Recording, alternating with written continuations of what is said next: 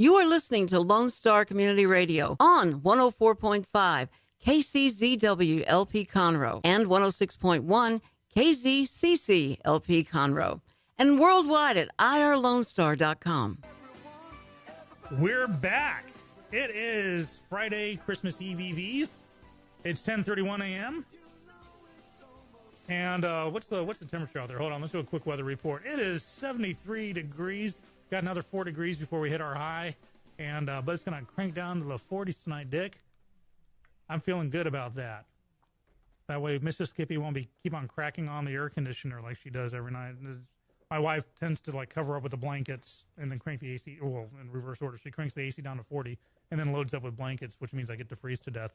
But it's more than just Dick and Skippy in the studio. We've got Mr. Terrence Lee Boggs, who's candidate for the Republican chair. Welcome to the studio. Hey, thank you, and Merry Christmas, by the way. Merry Christmas to you, too, by the way. We were so busy kind of pre-talking off the air, I didn't get a chance to say that to you. Appreciate that. So, first off, Dick and I have been coming up with all kinds of wild suppositions, so you got to set us straight. Talk to us. What is the chair?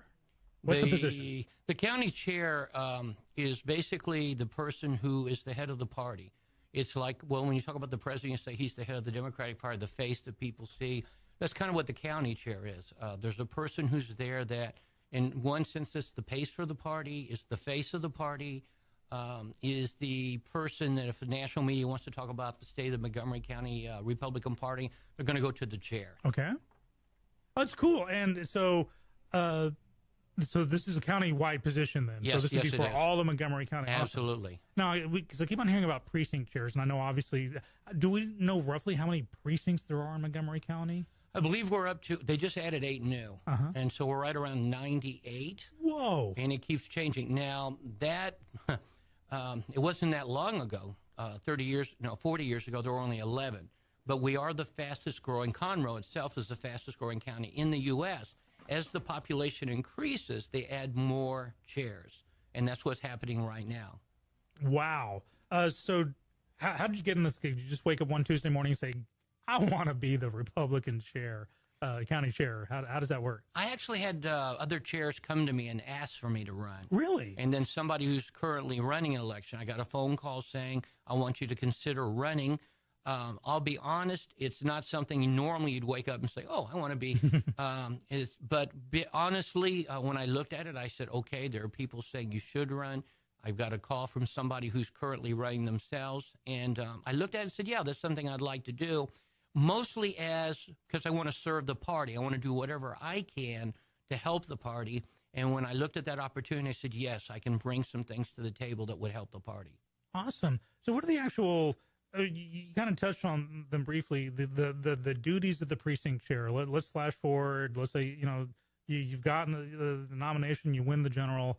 Do you tell the precinct chairs what to do? Do you help shape policy, platform? Actually, no. The precinct chair, the county chair is the face of the party to the media, to overall. The precinct chair is your neighborhood person. Okay. At one time, it used to be, years ago before federal law stepped in, like in Mayor Daley, Chicago, that was the guy that gave you a turkey if you voted Democrat.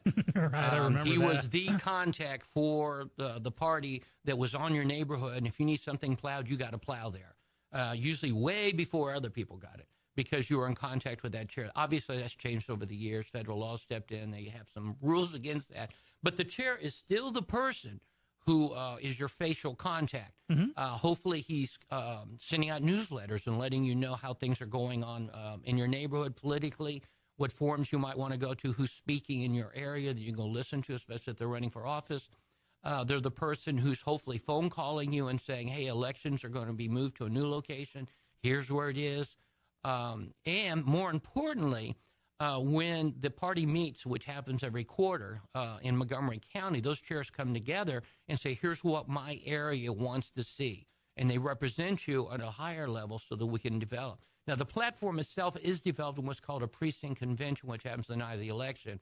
That's when people come to the precinct when the doors close, sit down. And if you want something changed in a party platform, you can submit a new item. And basically, it starts at the precinct level. Then when the county convention meets, it's forwarded up and a committee sits down and looks over it. If it looks really good as something that maybe the party should adopt, and then goes to the state convention, and that's where we vote on as a body statewide to say, yeah, that's something that really should be on the platform. So the platform is a bottom-up platform. It starts at the precinct and goes all the way to the state. Wow. So that sounds a little different. Usually you think, the muckety-mucks at the top of the party would be saying this is how it's going to be, and it kind of filters down. So one question I had, so we have 90-something precincts here. Are the chairs for that, are they, elected? Is this an elected position? Absolutely. So there are 90-some guys running right now? Yeah, absolutely. Every 2 years, everyone's back on the ballot, which means this ballot is going to be unusually long.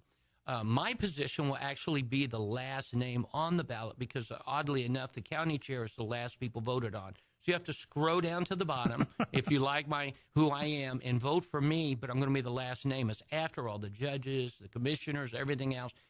Which is ironic. It's the position that helps coordinate the party, but it's the last name on the. I guess it's a servant mentality.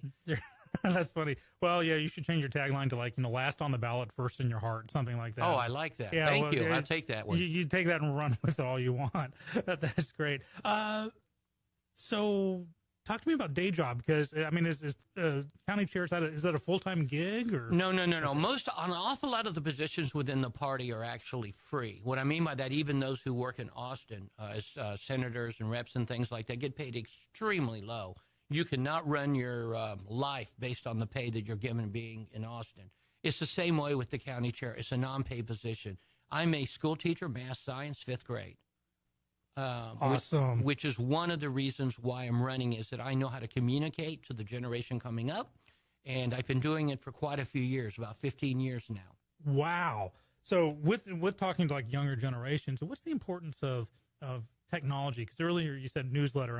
E-newsletters too? Is there social media presence? Everything. Now, is there currently? The answer is no. Within the county, that's one of the areas that has to be developed. We don't have the social media presence. We don't have the YouTube channel for the party. In fact, if you ask people if they've gotten an email from the party this year encouraging them on certain issues, the answer may be no. That's an area that we need to develop out. Now, in terms of me, I use text messaging every day with the students that I had, the parents. Mm-hmm. If anyone's under 40, they don't answer their emails quickly as they answer a text message. If I send a text, I'll get it within 15 minutes usually, or a phone call. If I send an email, they may wait a day or two because all their friends text them. Right. So that's something you have to understand. Today's generation, for instance, and this is a messaging issue. There was an article that appeared last week that 50% of those in the America under millennials essentially believe that socialism is the way to go. Now, when you read that, that's astounding, because that means somewhere up the line the messaging has become, that's a good thing, socialism's the way to go, democracy's not working for us.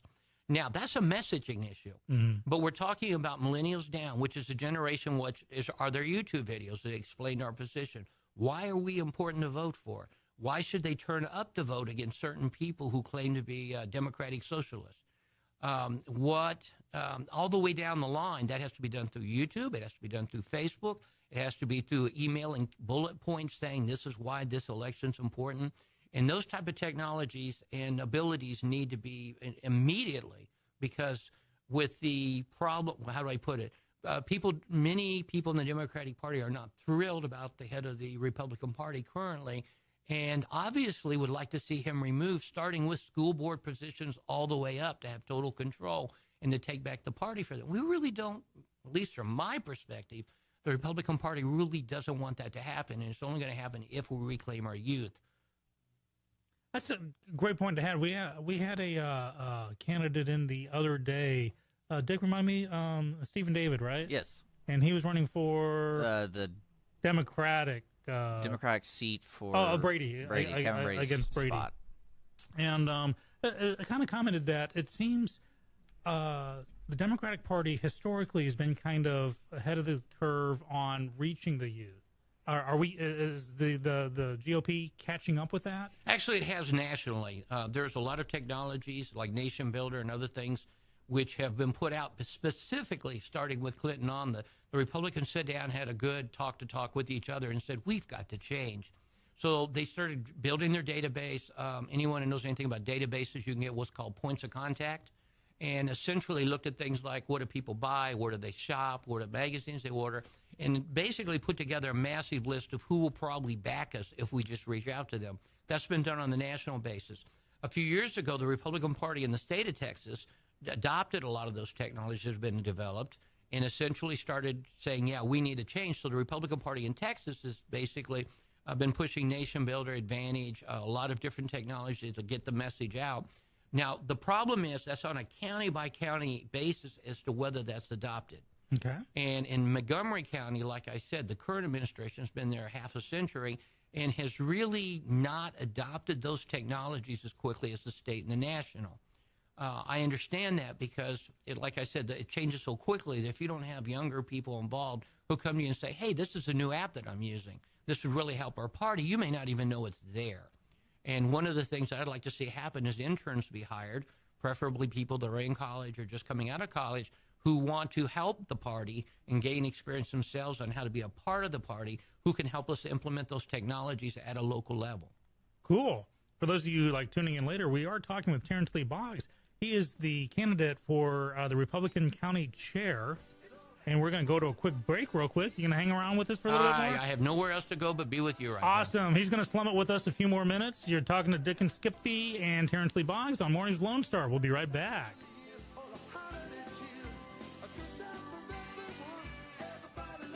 Clean Sweep Office Cleaning has been Montgomery County's business cleaning service since 2002, offering professional office cleaning in areas such as restroom, stairwells, elevator, floor care, pretty much every angle of your office. One-time cleaning is available, but you will want these guys back. Offering daily, weekly, monthly scheduled cleanings, Clean Sweep Office Cleaning works around your business needs. Schedule a cleaning today online at cleansweepofficecleaning.com or call 832-689-7996. Clean Sweep Office Cleaning. Take back your time and let us make your office shine. Mornings with Lone Star is sponsored by Clean Sweep Office Cleaning. Conroe Coffee is a local coffee shop located in the heart of downtown Conroe at 206 North Main Street, Conroe, Texas.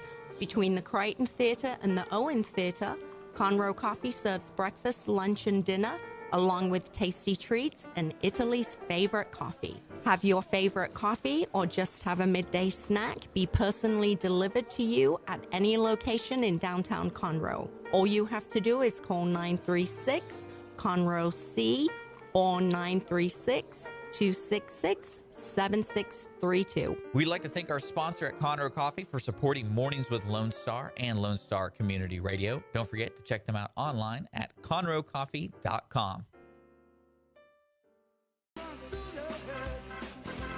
Welcome back. It's 10:44. Oh my gosh, we're running out of time. We've only got 15 minutes or so.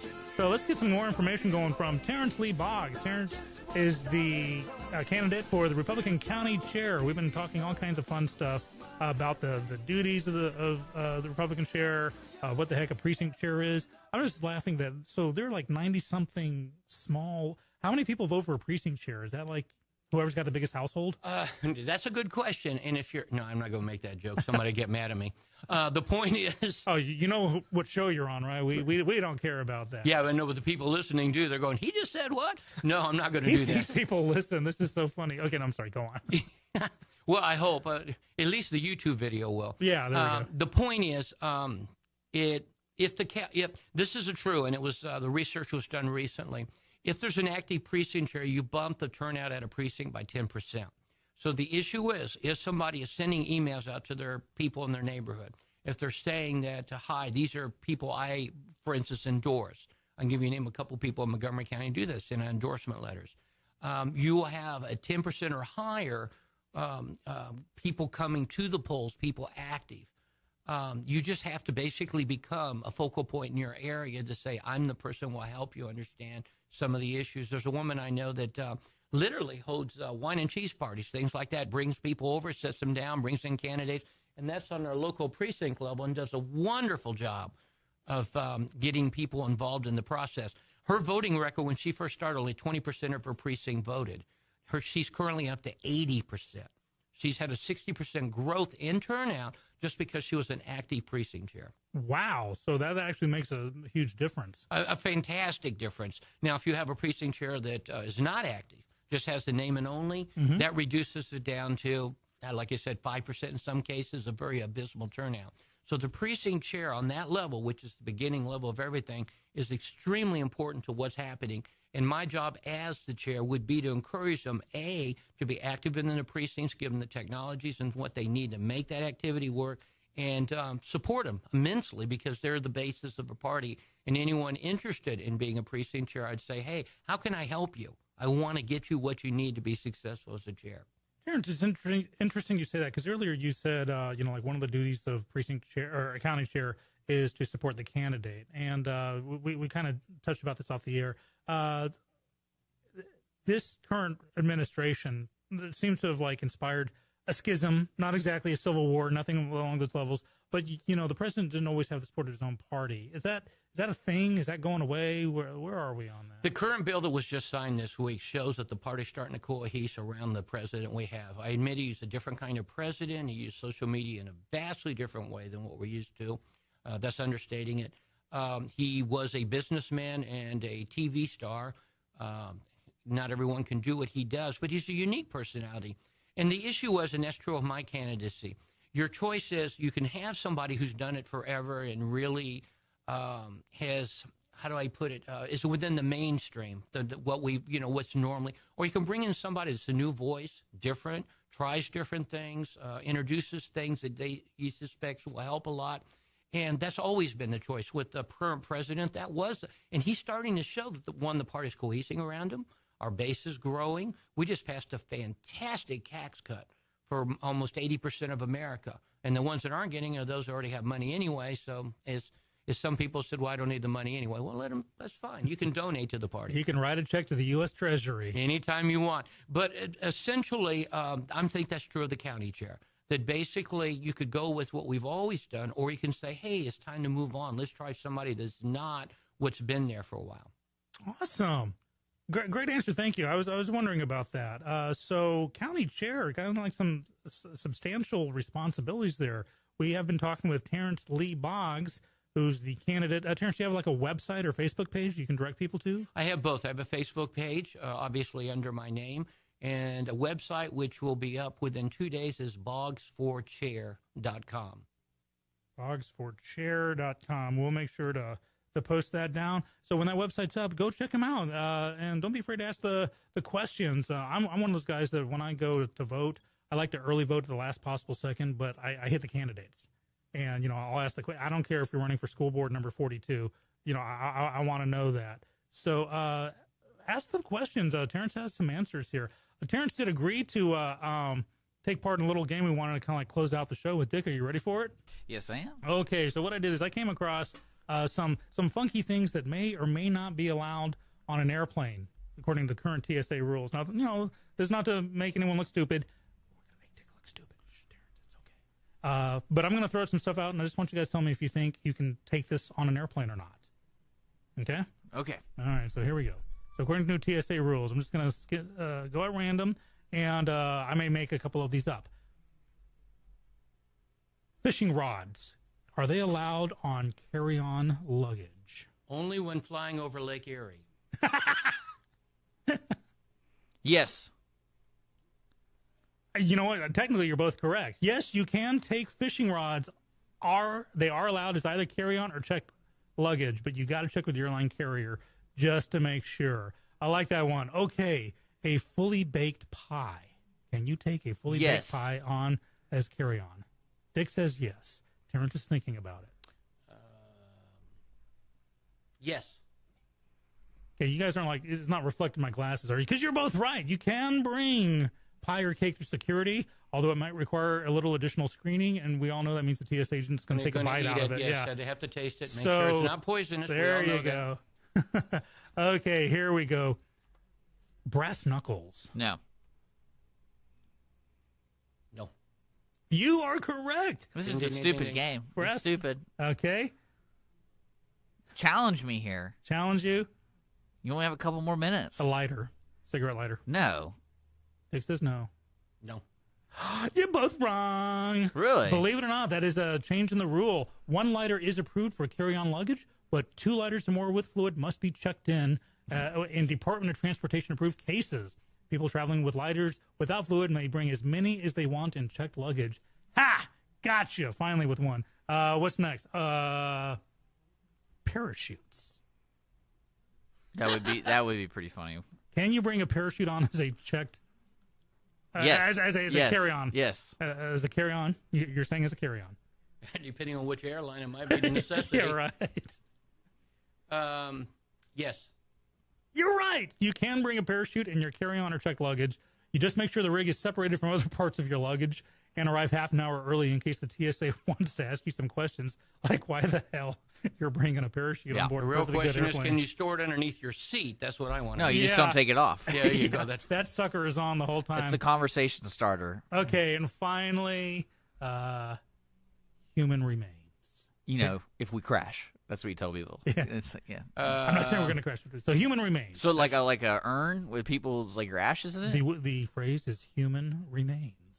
So yeah, I would say yes. Oh, this is a trick one. Yeah. No. It depends. According to a TSA rule, cremated human remains are allowed on board or in checked baggage. But some airlines do not allow them as checked baggage. So be sure to check with the airline before flying. For a carry-on, crematory remains should be placed in a wood, cardboard, or plastic container, as metal urns may not be allowed through security, which screws me up because I intend to be cremated and put into a coffee can, chock full of nuts. I'm just going to claim that was my cigarette ashes. Yeah. All right. There we go. Okay, well, thanks for playing weird things you can or boring. can't bring on. What about alcohol? Can you bring alcohol on? Does that have that on the list? Actually, yeah, hold on. I was the one question I always wondered I heard a person say you can bring little bottles of alcohol, but you only bring as long many. as long as it's under 3.4 ounces.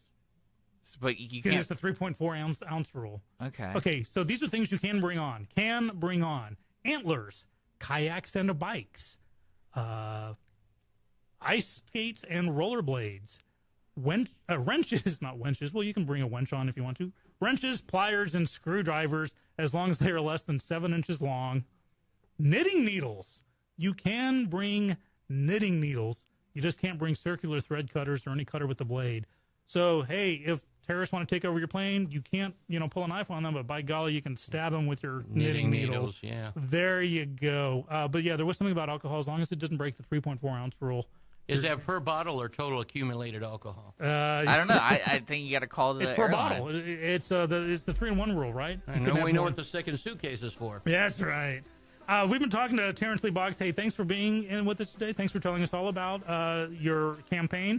Go to boggsforchair.com in the next day or two, or hit his Facebook page. Find out all about the chair. Dick, this is our last time broadcasting before Christmas. Yeah, we'll be back on Tuesday. Yeah. Merry Christmas, everyone. Merry Christmas, everyone. Ho, ho, ho. As I sign out today, I want to let you know a very special thank you to Clean Sweep Office Cleaning.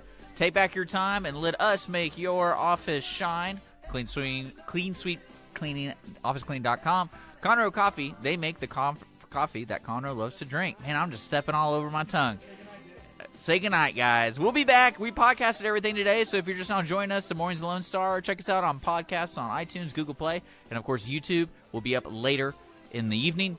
Outside that, Merry Christmas, everybody. Check out our lineup, irlonestar.com. And also, we'll be back on Tuesday. We'll not be here Monday. We're going to be celebrating Christmas, or going to be too hungry from Christmas Eve. Either or, we're just not going to be here.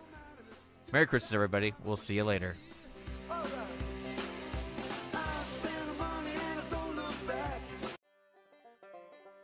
Thank you for checking out this production of Lone Star Community Radio.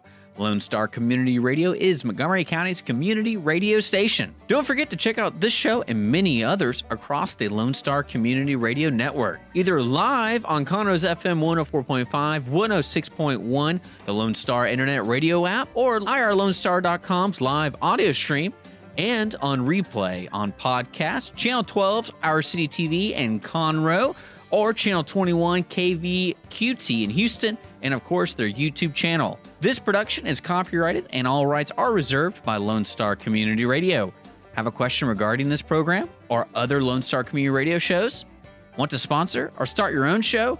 Call the station message line at 936-647-3776 or email the station at lscrstudios@gmail.com.